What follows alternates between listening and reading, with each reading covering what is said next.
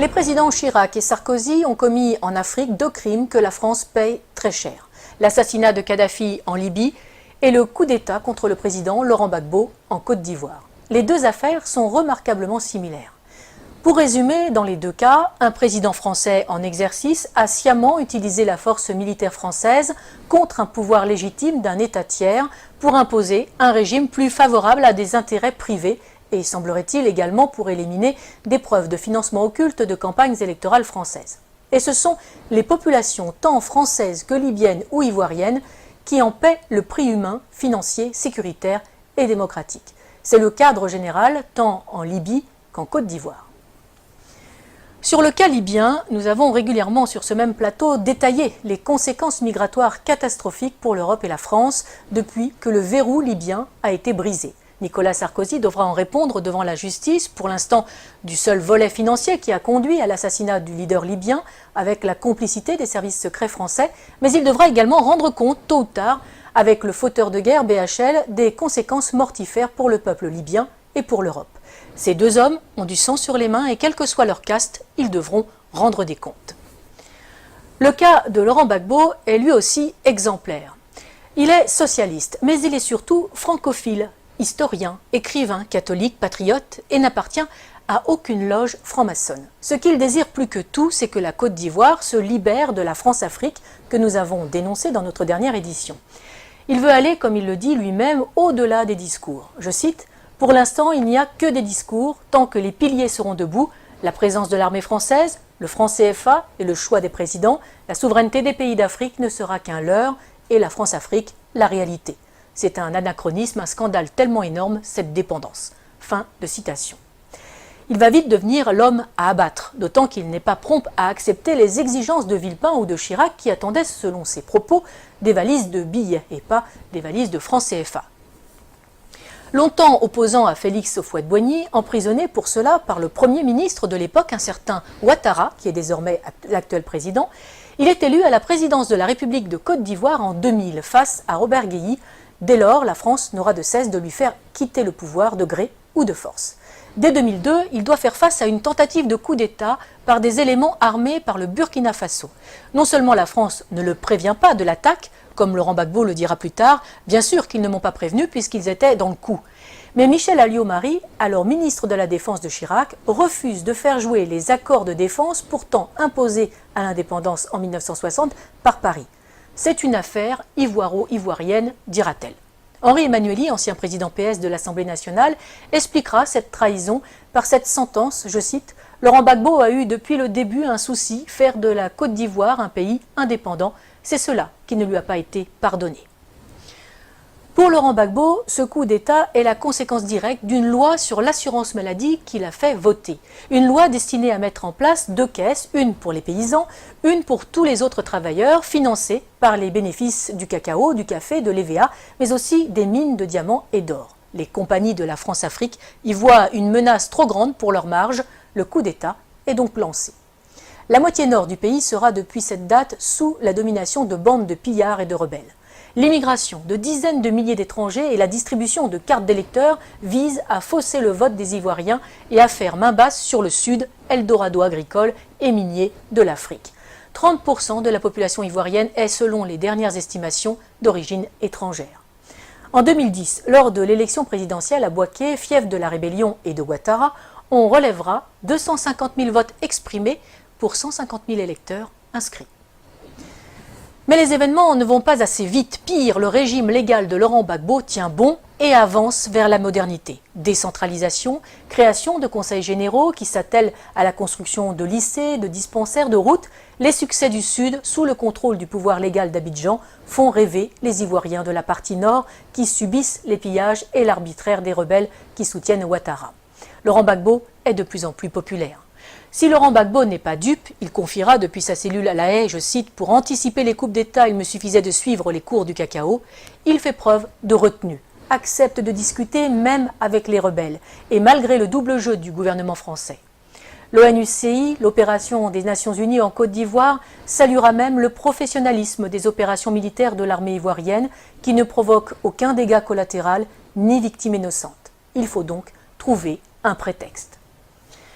La première tentative majeure date du 6 novembre 2004. Deux Sukhoi de l'armée ivoirienne, pilotés par des mercenaires biélorusses, bombardent la zone de confiance, dénommée aussi ZOC, notamment à Man et Bouaké, et font 9 morts et 39 blessés parmi les soldats français.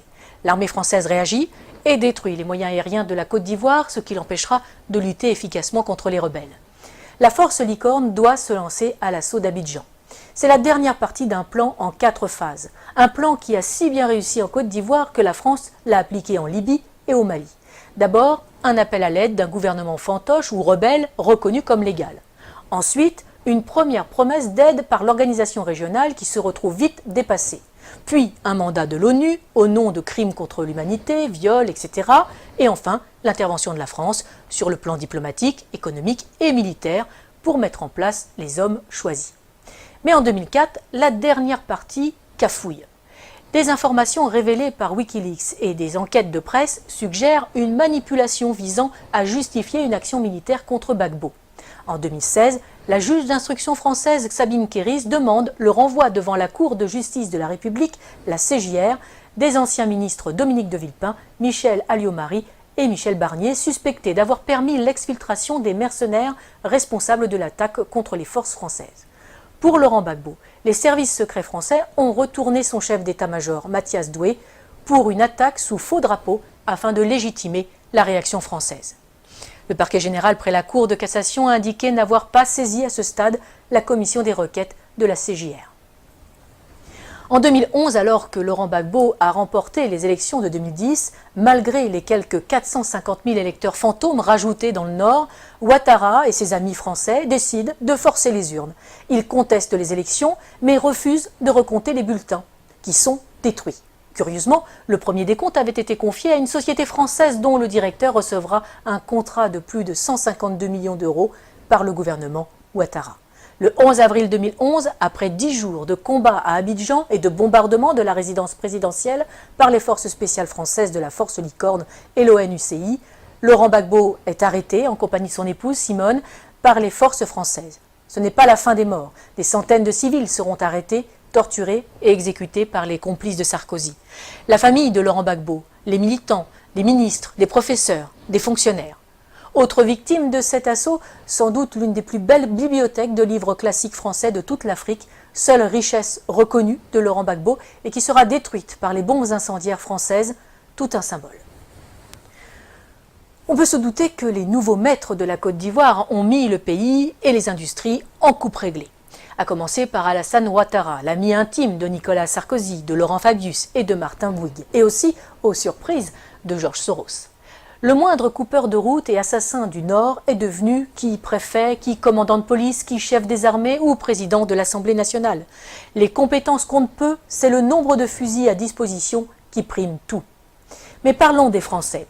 Claude Guéant, l'ancien ministre de l'Intérieur et secrétaire général de l'Élysée de Nicolas Sarkozy, a installé une antenne de son cabinet d'avocats à Abidjan, où il fait des allers-retours fréquents pour développer ses affaires et celles de son gendre, Jean-Charles Charqui, devenu conseiller d'Alassane Ouattara. L'ancien ambassadeur de France au moment du putsch est devenu consultant et passe sa vie dans l'ombre de Ouattara. Les chefs militaires de l'opération Licorne sont devenus consultants et se sont vus confier la juteuse modernisation de l'armée ivoirienne. Il ne faut pas non plus oublier les fameuses annulations des dettes africaines. Ces dettes ne sont pas annulées, elles sont en fait privatisées. Les sommes dues et qui ont été payées par les contribuables français sont finalement payées à des entreprises privées du pays créancier pour réaliser des travaux dans le pays créditeur. Travaux largement surfacturés le plus souvent, les contribuables français sont volés de leur remboursement, les Africains spoliés de leurs investissements. Et généralement, les entreprises favorisées sont dirigées par de grands amis des présidents et ministres en place en France. Ils ne peuvent quand même pas exécuter Laurent Gbagbo, bien que un procès en Côte d'Ivoire, oui, mais sans lui, car il est trop populaire. À la Cour pénale internationale, ce sera mieux, surtout qu'elle est le parfait outil de justice des vainqueurs. Externalisé donc à La Haye pour un procès à charge et inique, le procureur a à sa disposition un budget de plus de 28 millions d'euros. La défense, 76 000 euros. L'une des principales sources d'accusation est l'association Human Rights Watch, qui est entièrement financée par Soros, ami de Ouattara. Malgré ça, Par 2 fois, en 2016 et en 2018, le tribunal ne peut que constater l'absence totale de preuves dans le dossier du procureur. Aucun élément de preuve, aucun témoin fiable.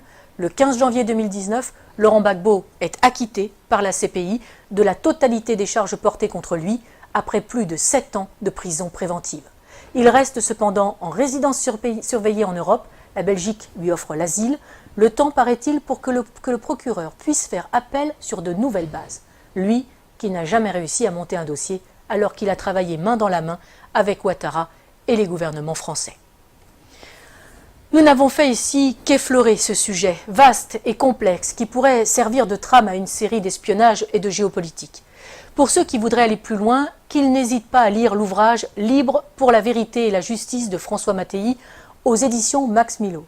Il est le fruit des entretiens de l'auteur avec Laurent Gbagbo pendant ces 7 années de détention arbitraire.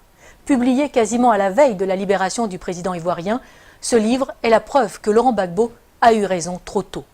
Mais il n'est pas dit qu'il ne revienne pas dans le jeu politique ivoirien, totalement blanchi des accusations portées contre lui, fort de ses réussites comme président et avec un programme toujours plus d'actualité.